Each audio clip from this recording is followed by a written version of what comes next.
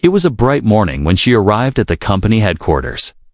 The tall glass building reflected the sunlight like a giant mirror, and people rushed in and out with briefcases, laptops, and the usual hurried steps of corporate life. She stepped out of her car with calm confidence, her posture straight, her eyes steady, and her mind clear about the day ahead. Today was not just another workday. It was the first day she would officially take her position as the new executive of the company.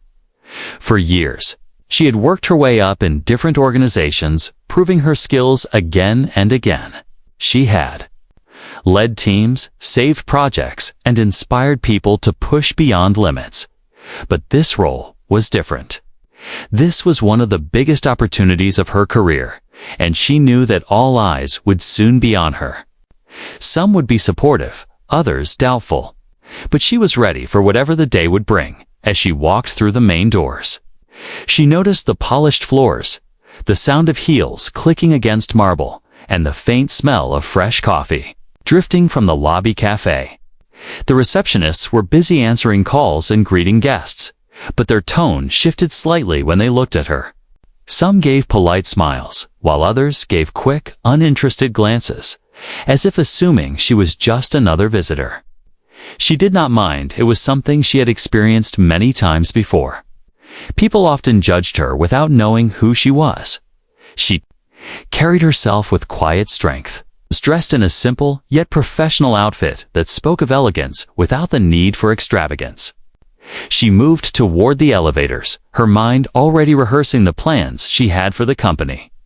She wanted to bring fresh ideas, create a culture of respect, and make sure employees felt valued.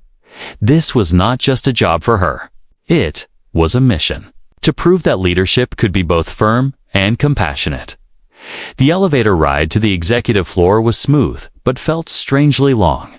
She watched the numbers rise. 5, 10, 15.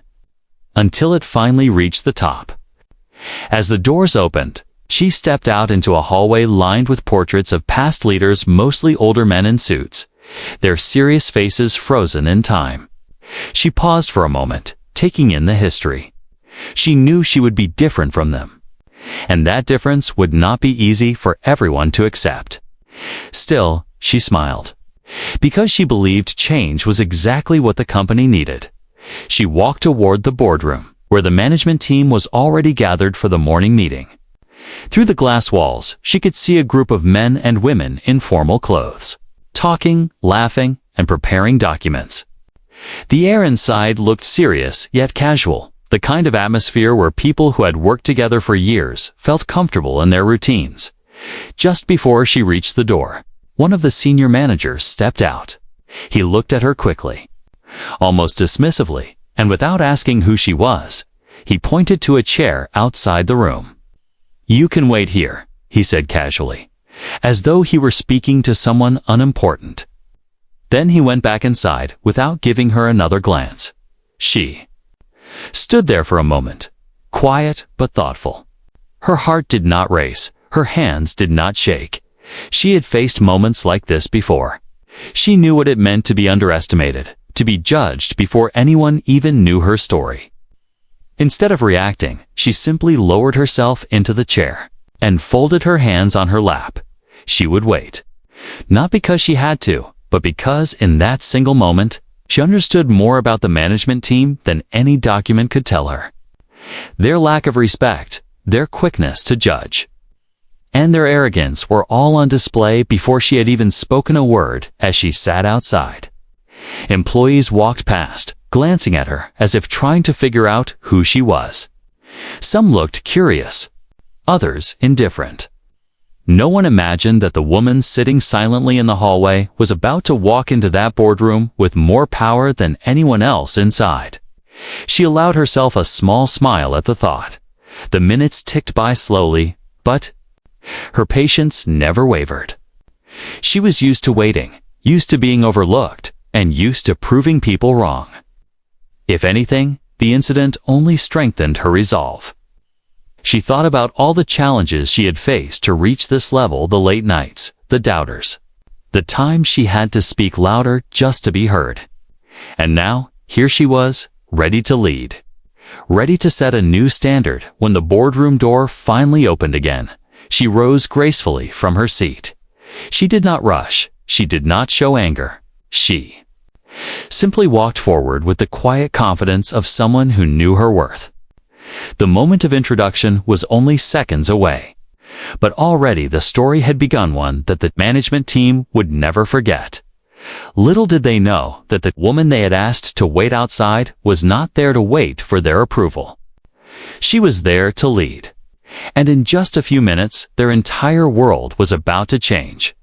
The boardroom was only a few steps away. Yet the energy that came from inside was strong enough to spill into the hallway. Laughter, low voices, and the shuffle of papers filled the air. She could tell that the people inside felt comfortable, secure in their positions, and unaware that a storm was waiting just outside their door. She sat quietly in the chair where she had been told to wait, her mind calm.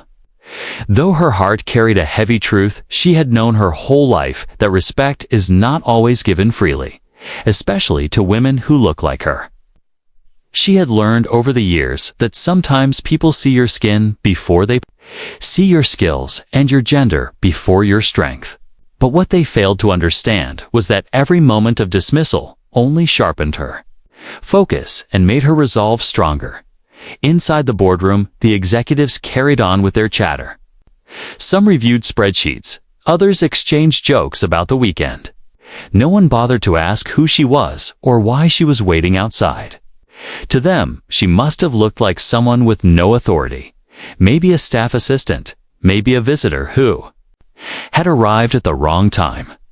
What they did not realize was that the person they had ignored held more power in her signature than all of them combined. Minutes stretched like hours. Each second she sat there added weight to the reality of the company's culture. This was not just a mistake by one manager, was a reflection of a mindset. A mindset that said power looked a certain way, that leaders fit into one narrow box, and anyone outside that box must belong somewhere lower.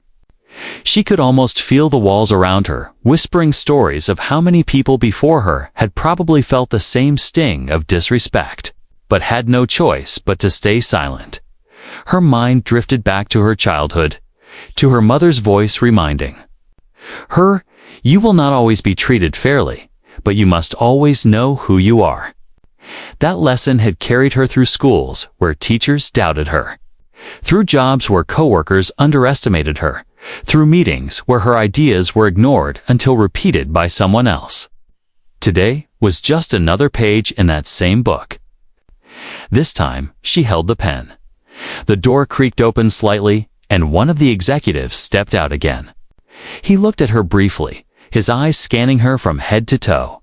Then, without a word, he turned back inside.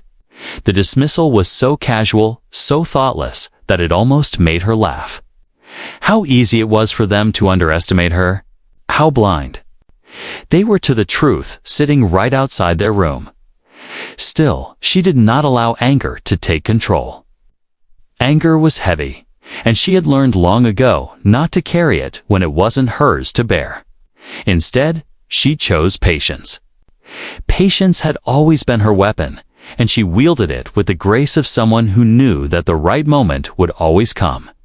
After nearly 10 minutes, the door opened wide, and the man who had told her to wait outside reappeared.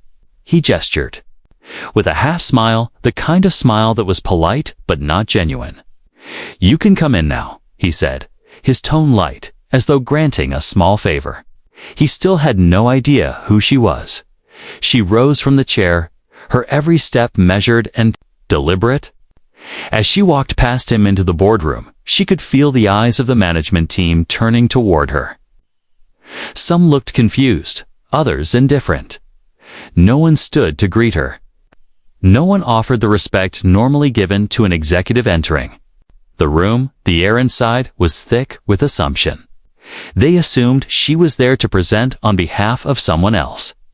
They assumed she was there to take notes, to serve, to follow. Not one of them assumed she was their new leader. She took a seat at the head of the table. her posture strong, her silence louder than any words. The managers exchanged puzzled glances, whispering quietly to each other. One finally leaned forward and asked, "Excuse me, are you waiting for someone?" Her lips curved into the faintest smile. She didn't answer immediately. Instead, she let the silence settle, let the weight of their ignorance sink into the room. She wanted them to feel the discomfort, to sense that something was shifting, though they didn't yet understand what. Every face around the table was a picture of confidence mixed with doubt, arrogance laced with curiosity. They had spent years building their positions, believing they were untouchable, believing the company would always need them. And in those very beliefs lay the cracks she had been hired to expose. For a brief moment, she looked around the room and saw not just individuals, but symbols of a culture that had gone unchallenged for too long. This was not just about her treatment in the hallway. This was about the employees who worked under these managers, about the tone they set for the company, about the way respect or disrespect filtered down from the top. She folded her hands calmly on the table and finally spoke, her voice clear and steady. "I am not here to wait for anyone," she said. The managers leaned in, their curiosity sharpening. Before they could ask more, the door opened again, and the chair of the board walked in. He looked at her, smiled warmly, and said, "We're so glad you're here. Everyone, meet your new executive." The room froze. Jaws tightened, eyes widened, and silence fell heavier than the walls could hold. In that instant, every assumption they had made about her collapsed. The woman they had told to wait outside was now sitting at the head of the table, not as a guest, not as an assistant, but as their leader. And though only a minute had passed since she entered, she could feel the power shift completely. What began as a cold welcome was about to ignite a fire that would consume the very foundation of their arrogance. The silence in the room stretched like an invisible rope, pulling tighter with every second.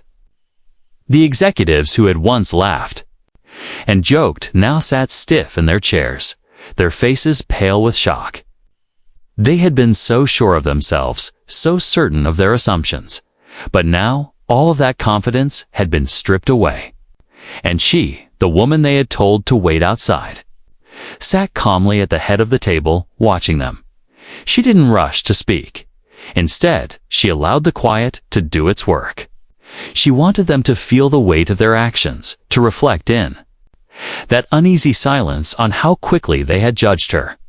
In those moments of stillness, she observed everything: their fidgeting hands, the sideways glances, the uncomfortable shifting in seats.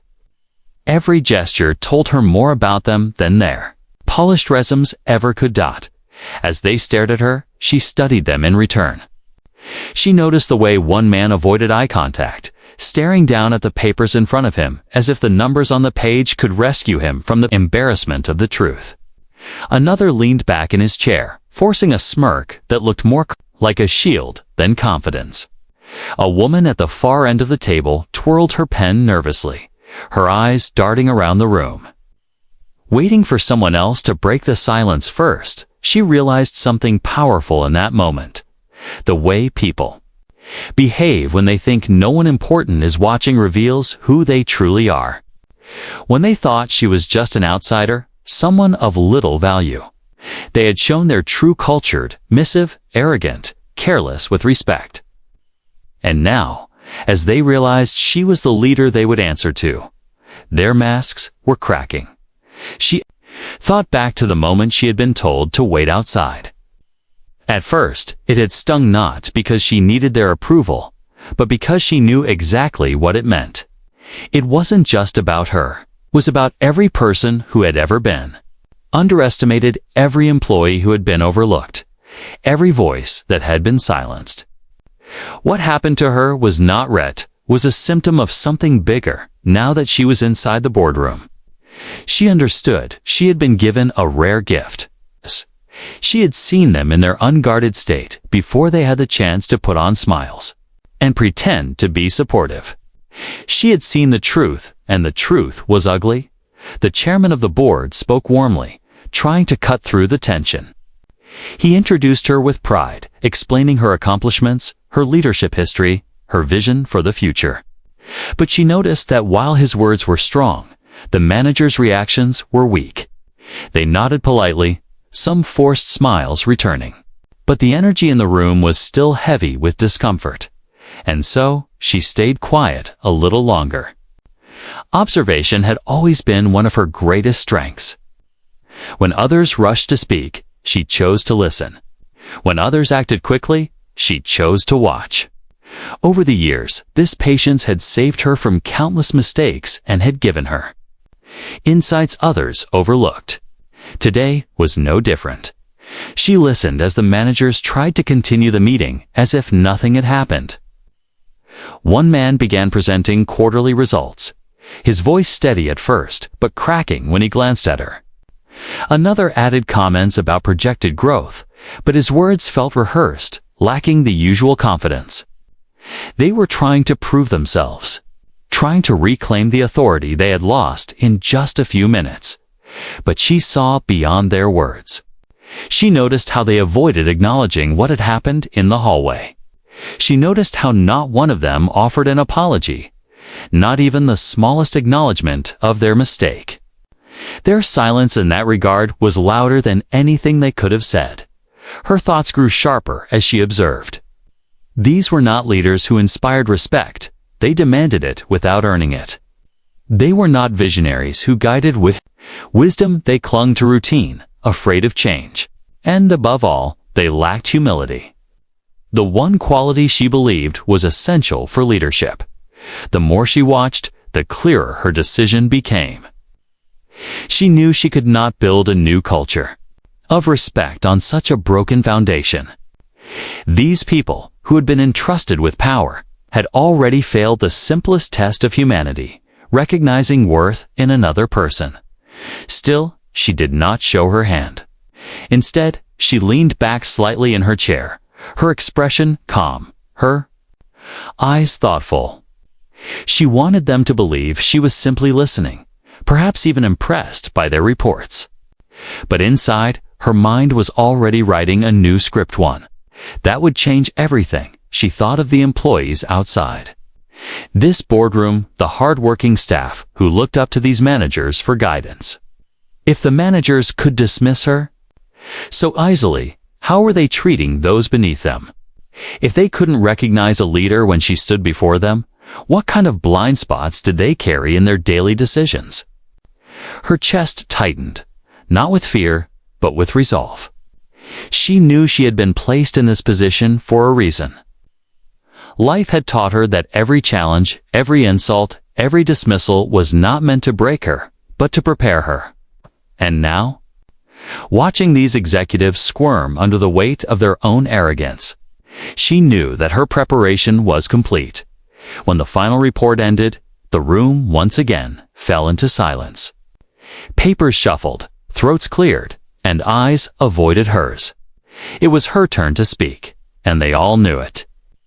She let the silence linger for a few more seconds, just enough to remind them who truly held the power in the room. Finally, she leaned forward, her voice calm but firm. "I've been listening carefully," she said. The sound of her words seemed to echo, as if the walls themselves were leaning in. "And what I see is not numbers, not graphs, not predictions. What I see is a culture problem." The executives shifted uneasily. "They weren't expecting that," she continued, her gaze sweeping across each of their faces. "Before I walked into this room, before I was introduced, I was told to wait outside. In that moment, I learned more about this management team than any report could ever show me." The air turned cold, heavier than before. They knew exactly what she was talking about. Their silence, their dismissals, their arrogancy was all laid bare. What they didn't know yet was that her observations weren't just thoughts, they were judgments. And those judgments would soon lead to decisions that would shake the company to its very core. The air inside the boardroom was stiff and brittle, as though a single word could shatter it. Papers lay scattered across the polished table, untouched. Coffee cups cooled beside trembling hands, and every eye flickered nervously between her and the door. They still weren't sure how to treat her. The silence of her presence was unnerving, and then, at the exact moment, tension was at its peak. The heavy double doors opened once more. The chair of the board entered, his footsteps steady, his face lit with the kind of smile reserved for honored guests.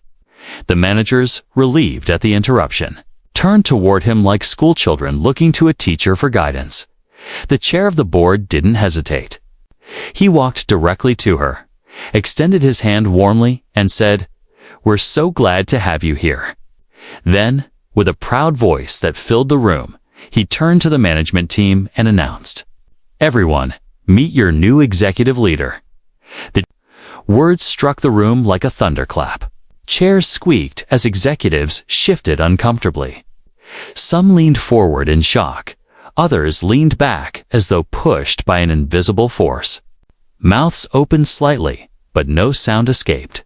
In that instant, everything changed. The woman they had dismissed as a nobody, the one they had told to wait outside, was not a guest, not an assistant, not someone beneath them. She was there. Superior. The one appointed to lead the company into its future. The first wave of realization washed over the man who had told her to wait. His face turned pale, the arrogance drained from his eyes, replaced with panic. He fiddled with his tie, cleared his throat, and forced a shaky smile, but his discomfort betrayed him. Across the table, another manager muttered under his breath as if questioning whether he had heard correctly. A woman in the corner bit her lip, her hand trembling against her notepad. None of them had expected this. They had assumed power was safe in their hands. Now, with a few words, that power had slipped away. She remained calm, her expression measured, her eyes steady. She did not need to raise her voice or boast of her title. The truth of who she was carried more power than anything she could say. She simply sat there, allowing the silence to do the work for her. The chair of the board continued, speaking about her achievements. He praised her years of leadership, her ability to rescue failing divisions, her track record of increasing profits while creating cultures of inclusion and respect. He explained how the board had chosen her carefully, believing she was the only one capable of transforming the company. But she barely heard his words. Her focus was not on the praise. Her focus was on the faces around her, the people who would now be her team if she allowed them to remain. And from what she had seen, they were not worthy of the positions they held. Her eyes moved slowly from one executive to another. She read their expressions like an open book. She could see pride bruised by shock, arrogance cracking under the weight of truth, and false humility being hurriedly stitched into place. They were trying to adjust, scrambling to cover their earlier mistake with polite nods and thin smiles. But she remembered everything. She remembered the tone of the man who told her to wait outside, how casual, how dismissive. She remembered the second glance that reduced her to nothing more than an inconvenience. She remembered the way not one of them thought to ask who she was, or to offer the smallest courtesy. They had judged her without a word, and in that judgment, they had revealed themselves. She leaned forward slightly, resting her hands on the table. Her voice, when she spoke, was soft but powerful, filling every corner of the room. "It's interesting," she began. "When I arrived this morning, I wasn't greeted as a leader. I wasn't welcomed as someone who had been entrusted with the responsibility of guiding this company. Instead, I was told to wait outside." A ripple of unease ran through the room. Some executives lowered their eyes. Others stiffened, trying not to show their embarrassment. In that moment, she continued, "I learned more about this team than I ever could from reports or numbers. I saw how quick you were to assume. I saw how easily respect was withheld. I saw how comfortable you were with dismissing someone without knowing their worth. Her words cut like a blade not shouted, not harsh, but sharp in their truth. Every sentence landed with precision, leaving no room for excuses. She paused, letting her words sink in. The silence returned, heavier than before. No one dared to interrupt her. No one dared to defend themselves. She straightened her posture, her eyes clear and unwavering. Leadership, she said, is not about titles or positions. It's about how you treat people when you don't know who they are. And what I witnessed today tells me something very troubling about this management team. Her gaze swept the table once more. She saw fear creeping into their eyes, now not fear of her, but fear of what her judgment meant for them. They could feel the ground shifting beneath them, and they didn't know where they stood anymore. The chair of the board looked uneasy as well, sensing the storm that was about to break. He knew her reputation. He knew she was decisive, and he could see from her tone that her patience had already been tested. But she was not finished. She leaned in closer, her voice low but fierce. I did not come here to accept disrespect. I did not come here to lead a team that cannot even practice the most basic value of treating others with dignity. If you cannot respect people, you cannot respect the company. And if you cannot respect the company, you cannot remain in charge of it. The words landed like a final verdict. The executives shifted uncomfortably, some swallowing hard, others gripping the edges of their chairs. They wanted to protest, but they couldn't. Deep down, they knew she was right. And with that, the revelation was complete, not just of who she was, but of what she stood for. They had seen her power. They had felt her authority. And soon, they would face the consequences of underestimating her. The meeting, which had begun with laughter and arrogance, was now steeped in silence and fear. They had expected another ordinary day. Instead, they'd witnessed the arrival of a leader who would not only challenge their behavior, but redefine the very culture of the company. And as she sat back in her chair, calm and composed, one truth was undeniable. The revelation had shaken them to their core. The room felt smaller now, as if the walls themselves had leaned in to listen. The executives sat with stiff shoulders and careful faces, pretending composure while hiding the panic rising in their chests. She let the silence breathe for a few seconds more. It was not the silence of confusion anymore, it was the silence of truth. Everyone knew what had happened at the door. Everyone knew what it meant. And now everyone waited for what she would do. She placed her palms flat on the table, not to pound it or to intimidate, but to ground the moment. Her voice was calm, almost gentle, but it carried the kind of strength that did not need volume. Let's be honest, she said. We cannot build a better future if we cannot face the present. A few people nodded weakly. She could tell. They were hoping she would let them slide by with an apology and a promise to be better. But empty promises had carried this company long enough. She wasn't here for the performance of respect. She was here for the reality of it. Before we talk about numbers, she continued, we will talk about people. Before we discuss projections, we will discuss behavior. Culture comes before profit. Respect comes before authority. She glanced down the table to the man who had told her to wait outside. His eyes dropped, and his pen clicked twice, small signals of panic. She did not call him out by name. She didn't need to. Instead, she began with the story itself. This morning, she said evenly, I was told to wait outside. No one asked my name. No one asked my purpose. No one welcomed me to the table. The assumption was clear. I didn't belong. Her words landed like steady drops of rain, each one soaking through the surface to reach the roots. This is not about one person's mistake, she said. It is about a habit. It is about a posture the leadership here has chosen. A posture that says, We decide who matters before we know who they are. That is not leadership. That is laziness dressed as power. A manager near the middle tried a nervous laugh to lighten the mood, then swallowed it back when no one joined him. Another cleared her throat as if preparing a defense, then thought better of it. She noticed every tiny movement, every restless shift. She could almost hear their thoughts. We didn't mean it. That's not who we are. It was a misunderstanding. She had been hearing those excuses since the first time a door had been closed to her when she was young. Excuses did not repair harm. They only protected pride. She moved from the story to the system. Tell me about your hiring panels, she said suddenly. Who sits on them?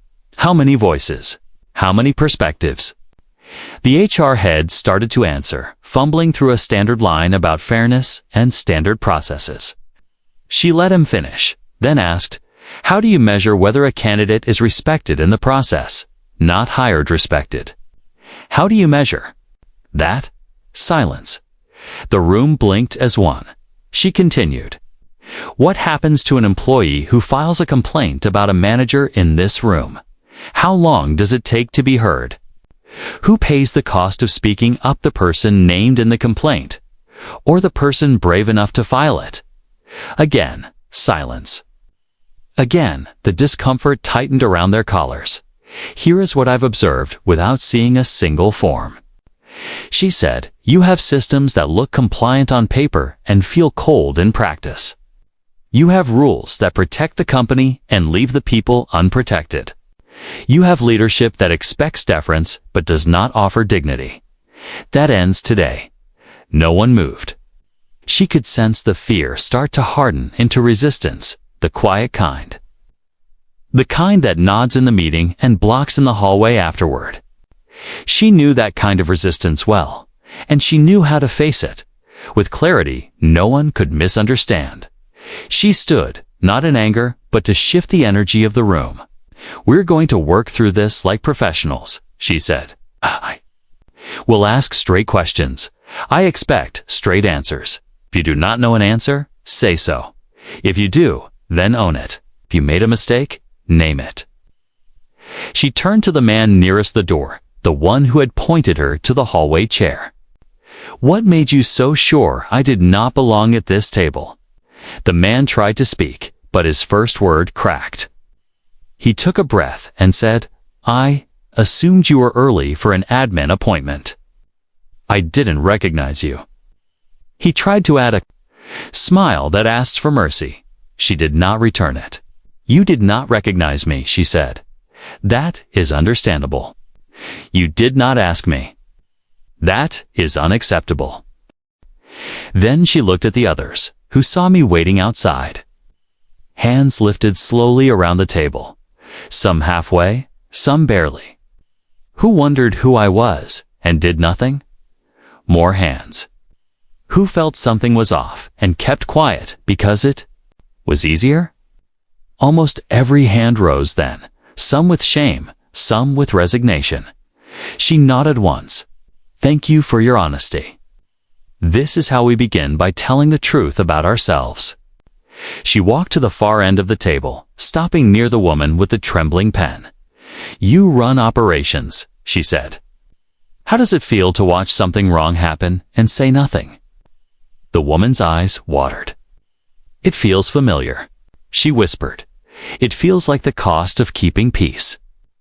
The executive's voice softened. There is no peace without justice, she said. Silence only hides the fire. It does not put it out. She turned back to the group. Here is what this moment teaches us. Culture is what you do when no one is watching. This morning, you believed no one was watching. But leadership is always watching, if not me. Then the people who follow you, the people whose careers you off, hold in your hands. A young director near the end of the table raised his hand carefully. What do you want us to do? He asked. It was not defiance, it was relief. He wanted direction. He wanted a way forward. She respected that. Question, she said. First, own your part. not with clever words or long emails. With action. Second, protect the people below you when it costs you comfort, not only when it earns you credit. Third, we will rebuild our practices, so respect is not an afterthought, but the first step. She returned to her seat and opened a small notebook. I'm instituting immediate changes, she said, her tone still even, still steady. From today, all leadership meetings begin with a 5-minute review of one human decision made the previous week. Not a financial decision, a human one. Who it helped, who it hurt, what you learned. If you have nothing to share, you have done nothing to lead. A few heads snapped up at that. She wasn't finished. Second, every manager in this room will participate in a listening session with employees from teams that do not report to you. You will attend with no slides, no speeches, and no defenses. You will ask 3 questions, and you will thank people for their answers. Nothing more. We will rotate those sessions monthly. She flipped a page. Third, performance reviews for managers will include measurable respect, metrics retention of underrepresented talent, complaint resolution timelines, cross-team feedback, and sponsorship outcomes. If your team grows on paper but shrinks in trust, you are failing and it will show. The chair of the board watched her with a complicated look, part concern for the shock in the room, part admiration for her clarity. He had hired her to change the company. Now he was seeing what change required. She closed the notebook. Now she said quietly, "We deal with accountability." The air pressed in. She could feel their breath catch at the same second. Accountability was the word everyone believed in until it had a name attached. "I am not here to punish," she said. "I am here to repair." But repair starts where damage began. She turned to the man who had dismissed her in the hallway. "You will step back from your role for the next 30 days.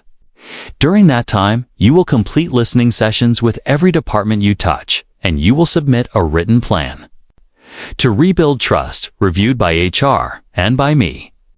Your authority is paused until then." He opened his mouth, then closed it again. He nodded once, cheeks flushing. She met his eyes not to embarrass him, but to make sure he understood this was not revenge. It was correction. She looked to 2 other managers who had seen her waiting and chosen to ignore it. "You will lead a task force on inclusive operations," she said. "Your first job is to map where small moments of disrespect become big barriers. Meetings, reviews, promotions. You will present findings in 2 weeks with actions, owners, and dates. I don't want slogans. I want systems." The room absorbed each word like a medicine that stung and healed at once. Someone finally asked, "And what about the rest of us?" She nodded. "The rest of you will examine your teams for the places where silence is cheaper than truth. You will bring me 1 thing you will stop doing, 1 thing you will start doing, and 1 person you will sponsor this quarter. Not mentor sponsor. There is a difference." A quiet energy began to shift across the table. Not comfort purpose. The kind that arrives when the path is painful but clear. She recognized it. She had lived by it. She let her gaze travel to the door, the same door that had been closed to her an hour earlier. "There is a reason I didn't argue in the hallway," she said. "Power that argues to be seen is already on the defensive. Real power walks in, looks around, and starts the work." She paused, then added, "I am starting the work." Her phone, face down on the table, buzzed once, an alert from a team outside this room, waiting for direction. She did not lift it. Instead, she lifted the room. "You all came here today expecting business as usual," she said. "But business as usual is what brings a company to the edge and calls it stability. We will not stand there. We will move." She stood again, and this time the room rose with her. It wasn't habit, it was instinct. Something in them recognized the moment the shift from shame to responsibility, from fear to action. Some of them would resist later, she knew. Some would complain in whispers, some would try to wait her out. But she did not build plans on the hope of their approval. She built them on the certainty of her purpose. "Here is what happens next," she said. "You will each receive a written outline of today's directives by noon. We reconvene in 48 hours for progress checkpoints. If you need help, ask. If you need clarity, ask. If you need courage, borrow mine until yours grows." A small laugh escaped from somewhere down the tabala, relieved human sound. It didn't bother her. Ernest's relief was welcome here. Fear that hid behind jokes was not. She gathered her notebook, then looked at each person one last time. "One more thing," she said softly. "If any of you believe respect is optional, this is your last week here. Not because I am angry, but because this company will not survive your leadership. We are building something sturdier than ego and louder than pride." She walked toward the door. No one blocked her path. No one asked her to wait. As she reached for the handle, she turned back and gave them the smallest of nods, the kind that says, "You can do better. Now do it." The door opened to the hallway, bright, busy, alive. She stepped through, not as someone who needed the room behind her to prove her worth, but as someone who had already begun to transform it. The confrontation had not been about humiliation. It had been about alignment, bringing words, values, and actions into one straight line. Outside, an employee passed by and offered a surprised smile. "Good morning," they said. She smiled back. "It is now," she answered, and meant it. The boardroom was still humming with the echoes of her words when she sat down again. Papers that had once seemed so important, graphs, projections, profit sheets, were now nothing but quiet props on the table. Nobody dared touch them. Nobody even sipped from their coffee cups. Every pair of eyes was either on her or fixed nervously on the polished wood surface, as though answers might rise from the grain. For a long while, she said nothing. She simply looked at them, one by one, allowing the silence to grow thick again. This was not a silence of fear, any more it was a silence of reckoning. They knew something bigger was coming. She had already challenged them, already confronted them. The only question now was, what would she do next? Inside her mind, the decision had been circling long before this day. She had accepted this role, knowing she would have to make tough choices. She had studied the company, listened to the board's concerns, and read the reports about stagnant growth and low morale. But what she had witnessed today gave her clarity sharper than any report could. Numbers told part of the story. Culture told the rest. And culture, she now understood, was poisoned from the top.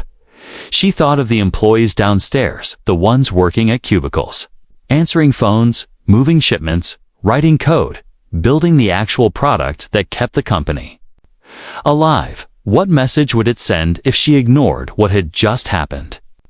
What would they think if their new leader came in quietly, accepted disrespect, and pretended everything was fine? No, she couldn't allow it. Leadership wasn't about comfort. It was about truth, even when truth shook the walls. Her thoughts drifted briefly to the mentors who had guided her, people who had told her, when you sit at the table, don't just fill the chair, change the room. And she remembered her mother's steady voice. You can't control how people see you, but you can control what you accept. Both voices merged inside her now, rising with certainty. She knew what had to happen. At last, she leaned forward and folded her hands on the table. Her voice was steady, but her tone carried finality, the kind that left no space for debate. I have listened, I have observed, and I have confronted the issues in this room. Now I must decide how we move forward. The managers shifted in their seats. Some leaned forward, eager for forgiveness. Others leaned back, bracing themselves for impact. A few glanced at one another, silently pleading for someone else to speak up. But no one dared interrupt. She continued, "Leadership is not just about strategy. It is about values. And values must be lived, not written. What I saw this morning tells me that the values this company claims to uphold are not being practiced in this room. That makes every success you report weaker than it looks, because it stands on broken ground." She paused, letting her words hang. "This company will not thrive under leadership that does not respect its people. And I will not lead with a team that cannot embody the principles we claim to believe in." The chair of the board shifted, uncomfortably. He had known she was bold, but even he seemed caught off guard by the weight in her voice. Still, he didn't interrupt. Perhaps he knew this was a moment bigger than him, bigger than the board. This was about something deeper. She looked around the table once more. She thought about each of them, their resumes, their histories, their arrogance, their silence. Could she salvage them? Could they truly change? Or would keeping them mean, dragging the company forward with anchors tied to her feet? The answer was clear. She had already seen their character in its rawest form. When they thought no one important was watching, they had revealed themselves. And leadership, she believed, was not about second chances for arrogance. It was about setting standards so high that arrogance could not survive. Her decision settled in her chest, like a weight turning into steel. It was heavy, yes, but it was also solid. She straightened her posture and spoke with finality. "I have decided. This management team cannot remain as it is." A visible wave of panic rushed across the table. Eyes widened. Hands gripped pens. Tighter, one man let out a sharp breath. Another muttered under his breath, though no words formed. They all knew what was coming. "You had your chance to lead with integrity," she said. "You showed me who you were before I even walked into this room, and now you must live with the result of that choice. I will not build a future with people who have already shown me they cannot respect the present." Her words fell with the force of a gavel striking wood. The decision was made. Some executives slumped back in their chairs, already defeated. Others looked ready to argue, but when they met her eyes, their courage withered. She did not glare, she did not shout, but her steady calm was stronger than any raised voice could be. They saw it. Resistance would not save them. Still, she gave them a sliver of grace, not for their sake, but for the sake of the company. "Some of you may believe you can change," she said. "Some of you may believe that today was only a mistake. But understand this, leadership is not measured by intentions. It is measured by actions. And your actions spoke louder than any promise you might give me now." She leaned forward, her voice sharpening like a blade. "You are dismissed." The words were simple, but the effect was seismic. The room erupted into a stunned silence so deep it almost rang in the ears. It was as if the air had been punched out of the building. One man tried to protest. "You can't," he began, his voice cracking. She cut him off, not with anger, but with precision. "I can, and I just did." Another woman's eyes filled, with tears not of sorrow, but of realization. She whispered, almost to herself, "She means it." Yes, she meant it. Every word, every pause, every decision. She had not come this far to accept half measures. The company needed a new beginning, and beginnings required endings first. The chair of the board finally spoke, his voice low, his face pale. "Are you certain?" he asked. She turned to him, calm and resolute. "I was certain the moment I was told to wait outside. Today only confirmed it." And with that, the decision was complete. The managers sat frozen, as if time itself had stopped. The future they had believed belonged to them had just been pulled away. Their titles, their power, their authority, it was all gone. Undone not by a scandal, not by an accident, but by a single act of disrespect that revealed the truth about who they were. She stood from her chair, closing her notebook. Her voice softened, but its firmness never wavered. This company deserves leaders who build respect, not demand it. This company deserves managers who see worth in every person, not just in those who look like them. That is the future I will build, and it begins by removing what holds us back. Her words lingered in the room long after she walked toward the door. The decision had been made, the course set. The silence of arrogance had been replaced with the silence of consequence, and as the door closed behind her, one truth echoed in every mind. They had underestimated the wrong woman. The boardroom sat frozen after her words. Some executives leaned back in their chairs, drained of color. Others stared down at the table as though wishing to disappear into the wood. A few looked at her with a desperate flicker of hope, waiting for her to change her mind, to soften the blow, to offer mercy where authority had already spoken. But she did not soften. She had made her decision, and now it was time to act. She rose slowly, her movements calm and deliberate, like someone who had complete control over the moment. Every pair of eyes followed her as she walked to the head of the table, her heels clicking lightly against the floor. She stopped there, not because she needed height or power, but because the space itself now belonged to her. "I want each of you to understand something," she said, her voice steady but firm. "This is not about me. This is about the company. About the culture we are shaping for the thousands of people who work here. A culture is built from the top down, and if the top is poisoned, the rest of the body cannot thrive. That ends today." She turned toward the chair of the board. "Effective?" "Immediately, this management team is relieved of its duties. Security will escort each of you to gather your belongings. Your contracts will be reviewed, your clearances revoked, and your positions opened for reappointment." The words dropped like stones into the silence. One man's jaw fell open. Another shook his head slowly, as if refusing to believe. Woman at the far end pressed her hand to her forehead. No one spoke aloud, but the air was thick with disbelief. The man who had told her to wait outside finally broke the silence. His voice trembled with anger, disguised as confidence. "This is outrageous," he said. "You can't run a company by humiliating its leaders. You'll collapse everything." She met his eyes without flinching. What collapses a company? Is leaders who mistake arrogance for authority?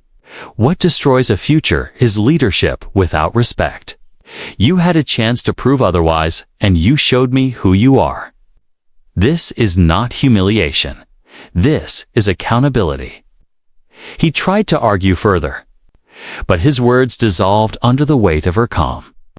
His colleagues didn't join him either, because deep down, they knew she was right. She pressed the intercom on the wall near the door. A secretary's voice answered. "Yes, please inform security," she said clearly. "They will assist. Our former management team as they transition out today. Also prepare a company-wide message. Leadership restructuring has begun." The executives shifted uneasily. A few looked as though they might plead their case, but no words came. Pride kept them from begging, yet pride could not save them either. The door opened, and two security officers entered, professional, respectful, yet firm. They stood quietly at the back, waiting for her instruction. "You will each go to your offices, collect your personal items, and return your access badges," she said. "You will be escorted not because you are criminals, but because you are no longer leaders here. This is a company decision, and it will be carried out with dignity. I expect you to show the same dignity you failed to extend earlier." The officers nodded. The executives began to rise, slowly, reluctantly. Some avoided her gaze. Others glanced at her one last time, searching for a flicker of weakness in her eyes. They found none as they filed out one by one. The room grew lighter, not in mood, and in air, as if the weight of arrogance had been lifted.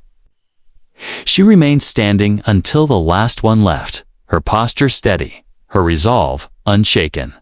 When the door closed behind them, she turned back to the chair of the board. His face was pale, but not surprised. Perhaps he had known this day was coming the moment he hired her. Perhaps he had chosen her for this exact purpose, to do what no one else had dared.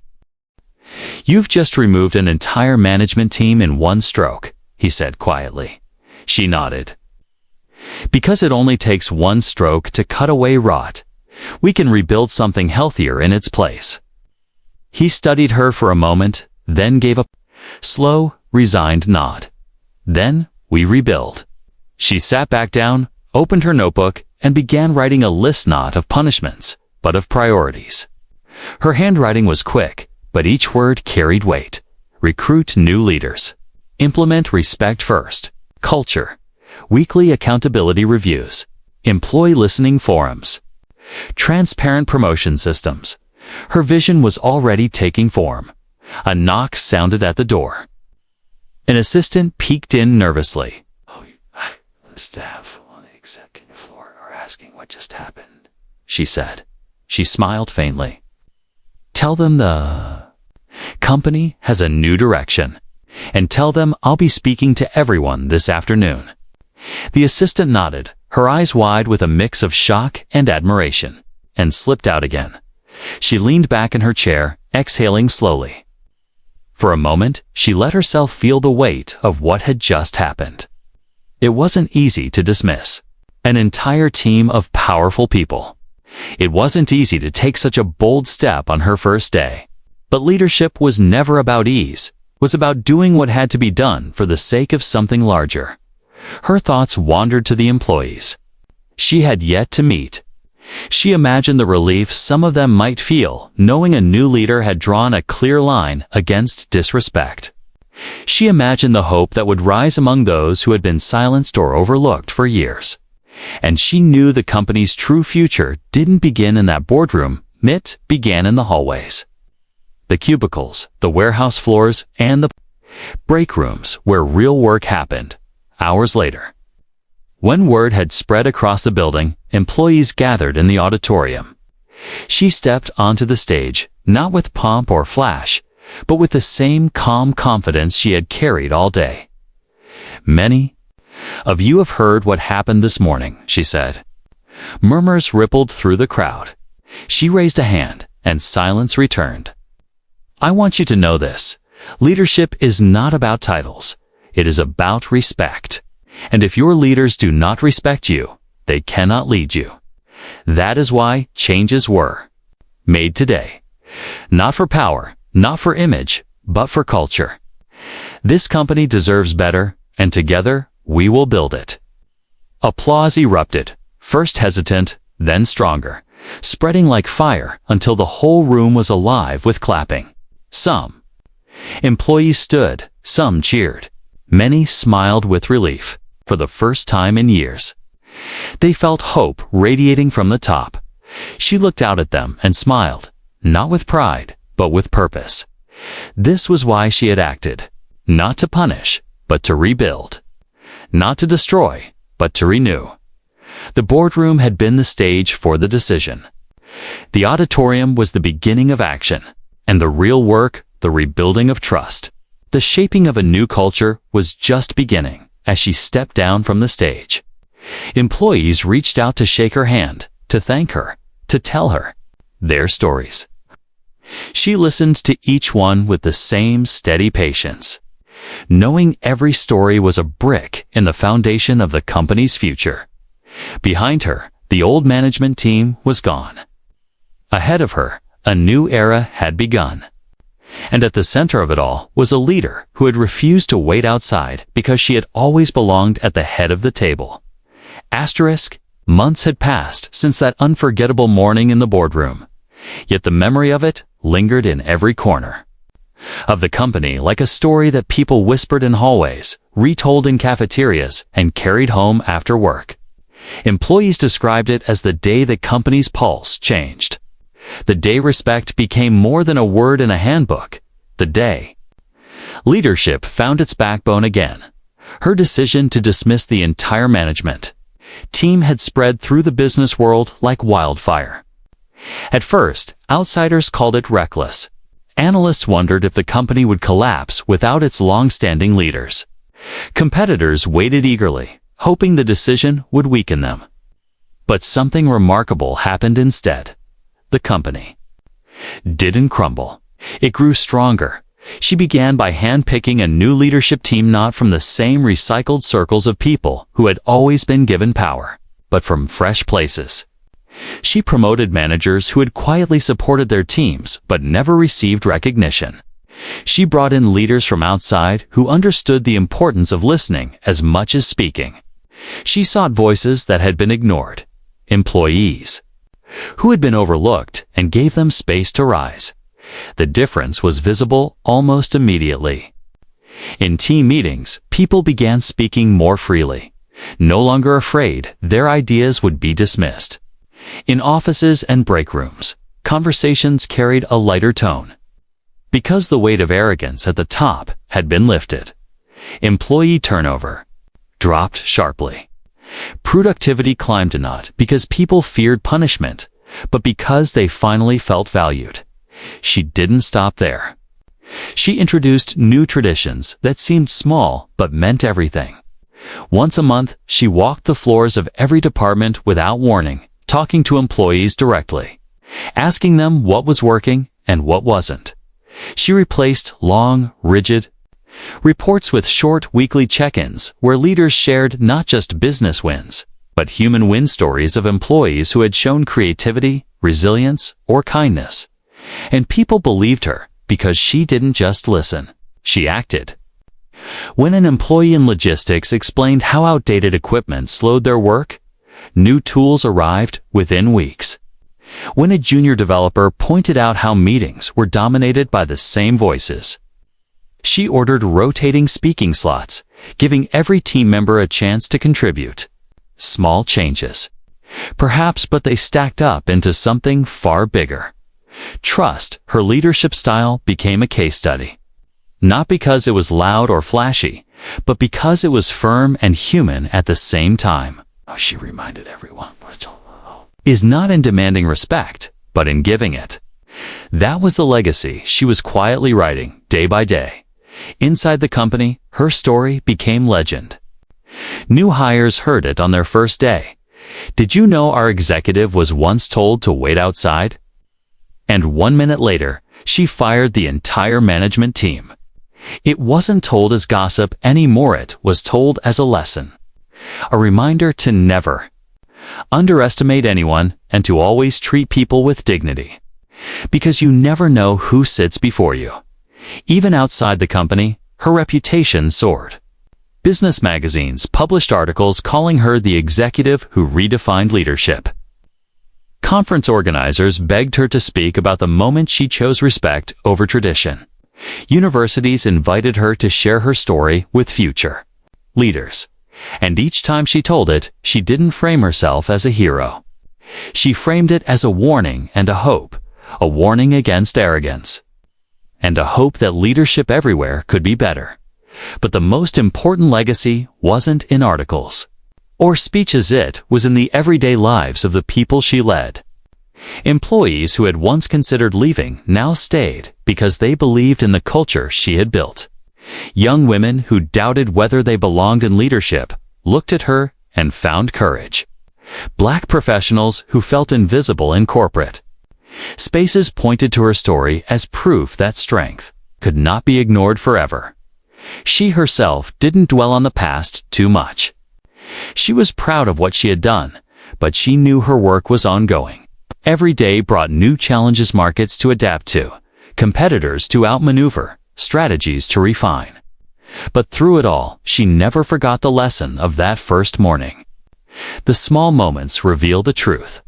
That was why she continued to observe, to listen, to watch not just what people said, but how they acted when they thought no one was looking. One evening, months later, She was leaving the building when she passed by the lobby where it had all begun. The receptionist greeted her warmly. Employees waved as they left, and a group of interns chatted excitedly near the doors. She paused for a moment, remembering how different the atmosphere had felt on that first day, how cold, how dismissive, how heavy. Now the air was alive with energy, with possibility. An intern, noticing her pause, asked shyly, "Ma'am, is it true what they say? That you were told to wait outside on your first day?" She smiled gently. "Yes," she said. "It's true." The intern's eyes widened. "And then you fired the whole management team." She chuckled softly, shaking her head. "I didn't fire them for me. I fired them for you. For everyone who deserves to walk into this building and feel respected." From the very first step, the intern grinned, inspired. And she walked out into the night with a quiet sense of fulfillment. Her legacy was not about a single decision. It was about what that decision represented: a refusal to accept disrespect, a determination to build something better, and a reminder that leadership is measured not by how you treat the powerful, but by how you treat those with none. And so, the story lived on not as a tale of revenge, but as a story of renewal. A story of how one woman's patience, observation, courage, and action had changed the course of an entire company. Years later, when her portrait was finally hung on the wall beside the former executives, it stood out not because she was the first woman, not because she was the first Black leader, but because her eyes seemed to hold a story that the others did not. A story of someone who had been told to wait outside, but chose instead to open the door for everyone else. That was her legacy.